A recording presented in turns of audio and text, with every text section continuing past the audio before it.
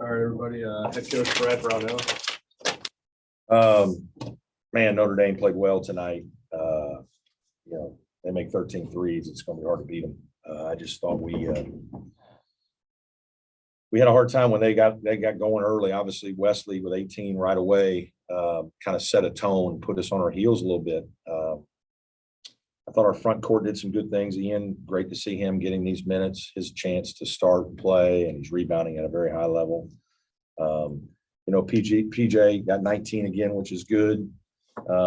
Probably a few too many shots to get 19. He's got to be a little more efficient. But then we just weren't quite as good in the guard play in some situations. We just have to make, we need to make 8 out of those shots probably. We need to make 3 more threes in a game like this to give us a chance to take it to the wire. We just weren't able to apply enough game pressure to Notre Dame. And they're just playing really well. They're hard to guard. They move the ball, they share the ball, they cut really hard. They're older guys, so they don't get rattled. They're playing with a ton of confidence and a little bit. You can see a little bit of a chip on their shoulder with some guys that haven't been to the tournament in a couple of years, and highly touted group. And that's what you want with your team. I thought our team last year was similar with Clyde Trapp and Amir Sims, some guys that went as freshmen and hadn't been in a couple of years and then wanted to go back desperately as seniors.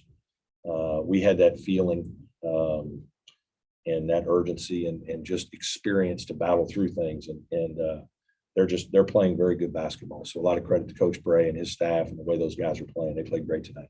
Brad, what was happening on some of those breakdowns on the defensive side? Was it miscommunication? No, I mean, some of it's just great offense now. I mean, their pace of their cuts, and they've got good players, so they make good decisions with the ball. They've got good spacing. You're fighting to go over or under a ball screen, and it's challenging because there's 3-point shooting everywhere. So now all of a sudden, you're spread out and they're driving into the lane and making plays. Atkinson has led them in scoring maybe the last 3 games. And so they can do all their stuff. You guard them and then they throw it to Atkinson and you still got a handful. Because what are you going to do? Go double him and give up more threes? So I think it was just a combination. We had a couple breakdowns. We had some mistakes on some things where we wanted to, handful of plays we needed to do better. It's hard. We didn't get to guard these guys live in practice. You're walking through, and then all of a sudden it's like Duke. You're asking your guys, "Hey, game speed now," and it's the guys are bigger and faster than our walk-ons, and trying to guard it, at game speed is challenging, and that's I think that's where it comes at you so quick, like it was, and it takes you a while to get your legs back on and realize, all right, wait a minute here. Here's what we're trying to do. Let's make sure we execute. And, there were certainly a couple of busted coverages and all that. And then Wesley, he banked one in, he was feeling pretty good. And then we just didn't quite play well enough. Coach, you went with a smaller lineup. Nick's first start in a couple of weeks. He played 37 minutes. What made you feel like that gave you a better chance as opposed to starting Nas?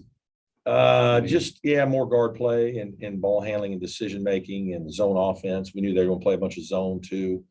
So just having a little more shooting and speed and ball handling out there. Plus, we knew that Nas was going to have to play a ton of minutes at the 4, and so you just kind of gotta.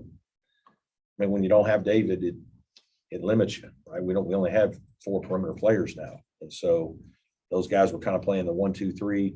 Just kind of interchanging all 4 of those guys there. And then the 3 other guys, for the most part, were playing the 2 big spots.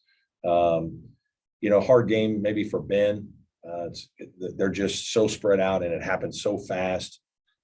The way they play, I just didn't feel like this maybe was a game that was good for Ben right now. So just, sheer numbers, to be honest, no Hunter, no DC, you're kind of limited in what you got to do. Coach, this would have been a tough week even if you had all your guys. But what do you feel about your guys coming through this week, down 2 guys tonight, and you were still right there at the end? Well, I'm proud of our guys. I do think, I thought we fought pretty hard. You're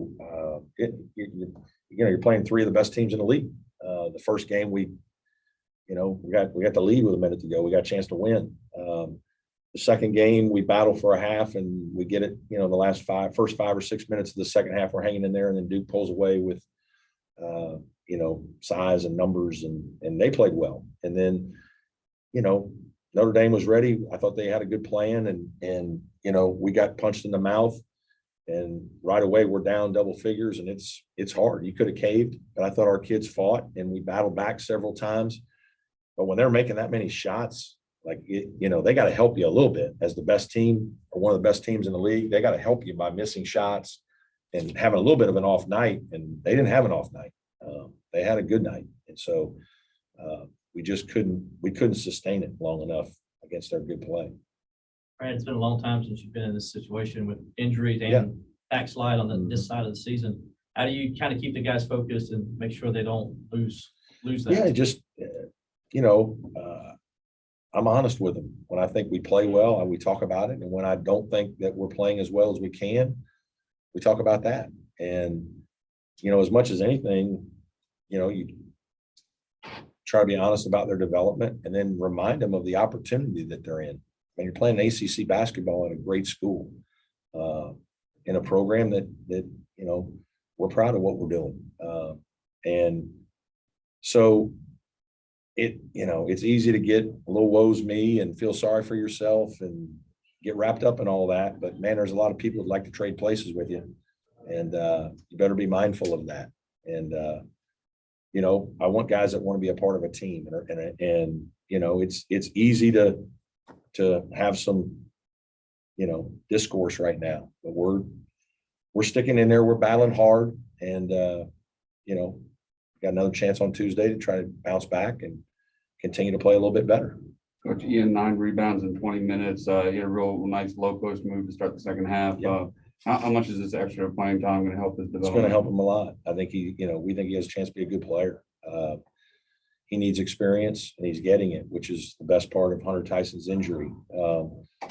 There's going to be some learning curves there, right? And tonight he's out there trying to guard Dane Goodwin some, and he's mixed up with guards every once in a while. The other night he's guarding Paolo Banchero for 25 minutes. I mean, wow, that's two different animals. That's where that 4 position is really hard. You got to be able to do those things at this league.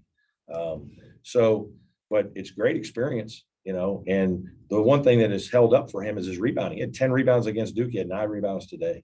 I mean, he's a rebounder. He's got great hands. He's got physical body. He can go up with 2. He's got good timing. That part is extremely encouraging. Bray said that he was impressed with the crowd tonight, considering the 2 tough losses you guys just had. He said he was a little surprised to see it packed. And yeah, it was great crowd. So proud of our fans and our students. They've been incredible this year. Unbelievably supportive. I hope people see that we're trying, that we're fighting, and our kids are, giving it what we got right now, and we're not playing great all the time. And we're a little overmanned at times. And, we got to do some things in recruiting to make sure that doesn't happen. Last year's team was deep. We had 11 guys. We were a little bit bigger. We were certainly more experienced, and we could absorb a few things. This year's team is not quite there. We've got more young players playing, got some more inexperienced players playing. And so it's new for them. And so we're getting our lip bloodied some, and that makes you better though. I mean, you need that. But for our fan base to stick with us, it's appreciated by our players, and it's appreciated by our coaches. And I can't thank them enough for sticking with us and hanging in there. And I hope they see kids that are really competing and trying, because I do think my guys are doing that. In football, you get ejected in the first half. You don't get suspended the next game. How did David take the news about this suspension? He took it fine. I think we all knew that, that was probably warranted. And, he's feels awful about it. I mean, we're all thankful that there wasn't a major injury. He feels bad because of what happened. It hasn't been easy for him, believe me. The social media and everything that goes with all of it. It's been hard. And then he let down his team. He let down us. We didn't have him the whole second half and part of the first half at Duke. We didn't have him at all tonight. And he's responsible for that. And, that's the biggest part of this.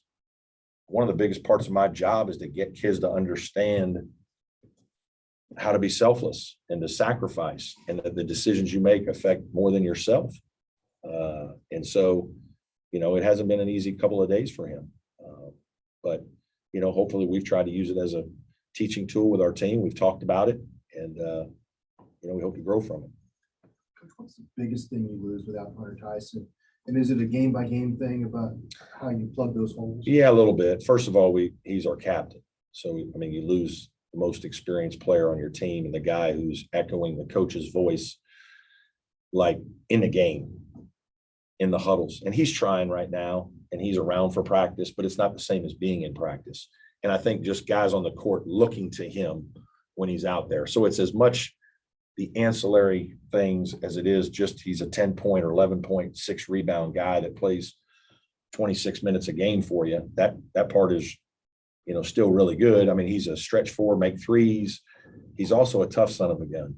Like, people who've watched Clemson basketball have watched him battle centers and physical players in our league and hold his own in a lot of situations. So he brings a toughness element, an IQ element, a leadership element, and then also a guy who stretches it and makes threes.